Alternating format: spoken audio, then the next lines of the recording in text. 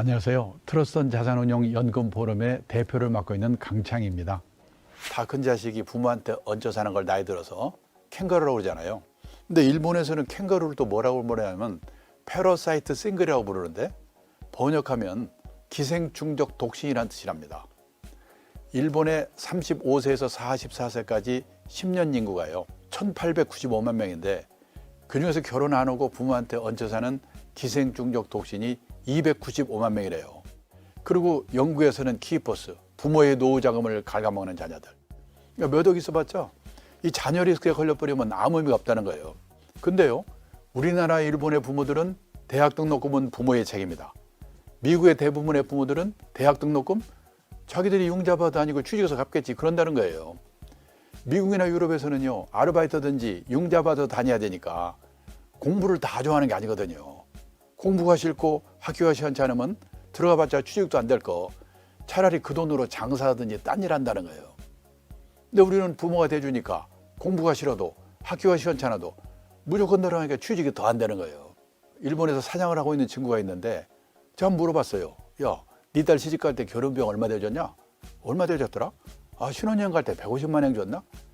우리 돈으로 1,500만 원 주고 끝냈대요. 사장인데. 근데 우리나라는요, 자식들보다도 부모가 더 못 대줘서 난리거든요. 자식들이 자기들만이 준비해서 자기 돈으로 결혼하는 커플의 비율이 10%밖에 안 돼요. 아들이 1억 7천, 딸이 9,200만 원. 제가 일본 친구한테 한국에서는 집을 얻어줘야 되기 때문에 돈이 이렇게 든다고 그랬더니 뭐라고 한 줄 아세요? 세상에 자식의 집까지 얻어주는 나라 처음 봤대요. 우리는 당연하다고 생각하는데. 또 하나 문제는 뭐냐면 사교육비, 과외비거든요. 제가 작년에요, 이 40대 후반에 부부가 맞벌이하는 커플을 세 커플을 인터뷰를 한 일이 있어요. 연봉 1억 정도를 받는답니다. 근데요, 중학교 2학년, 초등학교 6학년 이 아들, 딸에 들어가는 과외비가요 3,360만 원이라고 하더라고요. 그러니까 여기에 책값 있고 그다음에 옷값도 있고 뭐 그다음에 등록금 있고, 그러니까 이거 다 합치면 얼마나 되겠어요. 이게 60, 70까지 계속 연봉 1억씩 받으면 상관이 없는데 직장인의 평균 퇴직 연령이 51세라거든요. 그러니까 50대 초반에 다시 재취업을 하면요, 그 전에 받았던 월급의 절반 받으면 끝내주는 거예요. 그러면 자식들은 부모한테 고맙게 생각하는가? 결혼 비용을 많이 들여서 결혼을 시켰는데 부모가 내 결혼 비용 때문에 힘들었다고 생각하는가? 그랬더니 아니요가 65%. 나는 남들에 비해서 적게 썼다고 생각하는가? 얘가 65%. 이게 문제입니다. 오히려 집안이 어려워가지고 어릴 때부터 스스로 결핍에 적응하는 방식을 체득한 집애들은요, 부모 생각을 하는 것 같아요. 제가 벌써 3년쯤 된 것 같은데 지상파 방송에서요, 특성화고등학교 2학년 애들이 어느 시중은행에 도전하는 프로를 방송했거든요. 우연히 제가 심사위원을 하게 됐는데 심사하면서 깜짝 놀랐어요. 고등학교 2학년 애들이 유머를 섞으면서 설명하는데 제 밑에 있는 대학 나온 연구보다 100번 잘하는 거예요. 그리고 집안이 어려워가지고 지가 아르바이트해서 생활비도 보태고 동생들 용돈도 주고 이러는 거예요. 제가 아주 감동했어요. 그러면 뭐 고맙게 생각 안 하더라도 자기들만 잘 되면 되는 거죠. 근데 그게 아니라는 겁니다. 옛날에 우리 부모 세대들은 돈 팔고 집 팔아 가지고 자식들을 시험만 잘 보게 만들어 놓으면 본전을 뽑았거든요. 괜찮은 학교 들어가서 괜찮은 회사 들어가 가지고 그럭저럭 60까지 다니고 부모 부양하고 본전을 뽑았어요. 근데 지금은 천하없이 1,600에 들어가도 40대 중반, 50대 초반이면 언제 회사를 관둘지 모르거든요. 불쌍해서 못 보겠어요. 제가 재작년에 일본의 가족사회학자가 쓴 책을 한 권 읽었는데 우리나라와 일본 애들의 젊은 애들의 공통점을 쓴 겁니다. 제목이 뭐냐면 젊은이에게 냉혹한 사회. 일본도 지난 20년 이 불황으로 취직이 안 돼서 젊은 애들에게 냉혹한 사회였대요. 근데 일본의 작년 3월 대졸 취업률이 97.6%더라고요. 우리나라는 작년 2월에 대학 졸업한 대졸 취업률이 67.6%. 근데 거기는 군대 간 친구들, 대학원 들어간 친구들이 포함되어 있기 때문에 그걸 빼버리면요 50% 되일 거야 아마. 둘 중에 하나가 취직이 안 되는데 밥 좀 먹고 옷 좀 잘 입는 게 뭐가 중요합니까? 그 세대들 입장에서 볼 때는 미치는 거죠. 취직만 하면 만수무강인가? 아닙니다. 6번 정도를 이직해야 겨우 60까지 다니는 세상이거든요. 시험 잘 보는 거 아무 관계 없어요. 씩씩해야 돼요. 옛날에 고성장기에는요, 신규 채용이 많았기 때문에 좋은 학교 나와서 시험 잘 봐서 취직하면 되거든요. 지금 이 저성장기에는요, 신규 채용이 많지 않기 때문에 그냥 중소기업 같은 데 취직해가지고 몇 번 이직을 하면서 좋은 회사로 옮겨가야 되거든요. 그러면 옮겨갈 때 저쪽 회사에서 나를 뭘 보고 뽑는가? 스펙? 학벌? 아닙니다. 자기네들이 시키려고 하는 그 일을 이 친구가 잘하는가 못하는가. 그 다음에 평판, 인간성이 좋은가 나쁜가. 여기서 걸리면 끝나요. 실제로 재작년에요, 제가 있는 업계에서 이런 일이 있었습니다. 이 어느 회사에서 사내 변호사 한 명을 뽑는데요, 변호사가 50명이 모였어요. 넘쳐요. 평생 안전한 직장이라는 건 없다는 거예요. 그래서 저는 부모들도 마찬가지지만 자식들에게 이 제대로 된 직업관을 심어주는 게 참 중요하다고 봅니다. 그 어느 지방 명문 고등학교 강당에 걸려있는 직업선택 10계명이라는 걸 가끔 인터넷에서 본 분이 계시겠지만은요, 이게 기독교 정신에서 맺는 10계명인데 실생활 에도 맞다고 봐요.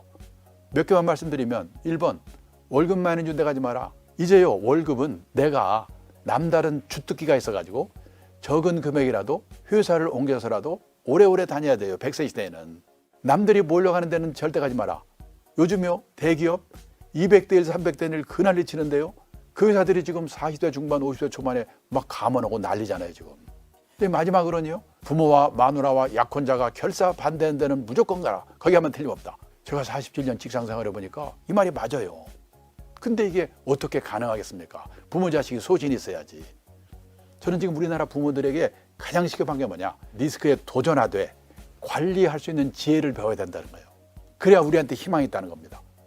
근데 다들 가지 마라, 위험한 데 가지 마라. 애들을 지금 바보 만들고 있거든요. 근데 몇 년 전까지만 해도 소위 말하는 안전빵이 있었거든요.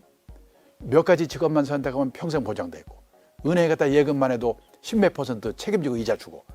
근데 앞으로는요, 결혼을 하는데도, 직업을 선택하는데도, 자산을 운용하는데도 불확실성, 리스크를 안지 않고는 풍요로운 인생을 살 수가 없게 돼 있어요. 그 다음에 우리가 애들에게 영어 수학 말고 가르친 게 있는가? 돈 관리를 가르쳤는가? 경제적 자립을 가르쳤는가? 근데 막말로 영어 수학은 못해도 밥 먹고 살거든요. 근데 돈 관리, 경제적 자립 이거 모르면 평생 고생하거든요. 제가 몇 년 전에 책을 쓰면서 조사해 봤는데요, 미국의 고등학교 교과서에는 돈 관리, 경제적 자립 이 내용이 43페이지 나오더라고요. 우리는 몇 페이지가 되지 않는데 수능 시험에 경제 선택하는 친구들이 뭐 2.5%가 안 된다든가. 선택을 하니까 대학을 졸업해도요, 저축이라는 말하고 투자라는 말이 어떻게 다른지 그것도 몰라요. 미국에서는 중학교만 제대로 나오면 아는데. 그래서 저는 지금 부모들에게 열심히 이야기하는 게 뭐냐면, 재테크가 문제가 아니고 부부가 어디 가서 제대로 된 교육을 받아가지고 공통된 인식, 소신을 가지고 자녀들의 교육 문제, 결혼 문제, 자립교육 문제 이거를 빨리 바꿔야 애도 살고 부모도 산다. 그래서 그런지 요즘 저녁이나 주말에 강의를 해보면요, 40대 50대 부부들이 같이 와가지고 이런 문제를 심각하게 고민하는 분들이 많아요. 우리 부부만 대책 없이 있는 거 아닌가 생각해 보셔야 돼요. 우리가요, 선진국이라고 하면 노후자금을 몇 억 원씩 들고 있는 나라 이렇게 생각하는데 아니에요. 세상을 떠날 때까지 최소 생활비 정도를 공적 사적 연금으로 확보하고 있는 나라, 이게 선진국이에요. 독일이나 미국이나 일본 같은 경우에는 노후의 주 생활비가 연금이라고 대답하는 비율이 7, 80%거든요. 근데 우리나라는 노후의 주 생활비가 연금입니다 대답하는 비율은 12%밖에 안 돼요. 선생님이나 공무원이나 군인 이런 분들밖에 없을 테니까. 그러면 우리나라 노인분들은 그동안에 뭘 먹고 살았을까요? 1980년도만 해도요, 자식이 도와줬어요. 72%. 근데 이게 지금은요, 25%로 줄어들었어요. 그 사이에. 10년쯤 지나서 이 조사를 다시 하면 우리나라도 자녀의 도움을 받는다는 비율이 미국처럼 0.7, 일본처럼 1.9, 독일처럼 0.4% 이렇게 될 거예요. 선진국 어느 나라도 자식이 부모의 주 생활비를 도와주는 나라가 없거든요. 또 도와줄 수가 없는 게 뭐냐면 1960년 기준으로요, 우리나라 여성, 어머니들의 평균 수명이 54세였거든요. 근데 2018년 기준 우리나라 여성, 어머니들의 평균 수명이 86세입니다. 32년 늘어났어요. 60년대까지만 해도 수명이 짧았기 때문에 노부모 부양 기간이 평균 5년밖에 안 됐거든요. 근데 앞으로 100세 시대에는 25년에서 30년. 이제는 노인이 노인을 부양해야 되는 시대예요. 자식들도 노인인데 나를 어떻게 도와줍니까? 젊을 때부터 부부가 국민연금부터 들어야 돼요. 가정주부가요, 30세부터 60세까지 국민연금을 한 달에 9만 원씩만 이미 가입하면요, 세상 떠날 때까지 한 달에 50만 원씩 받거든요.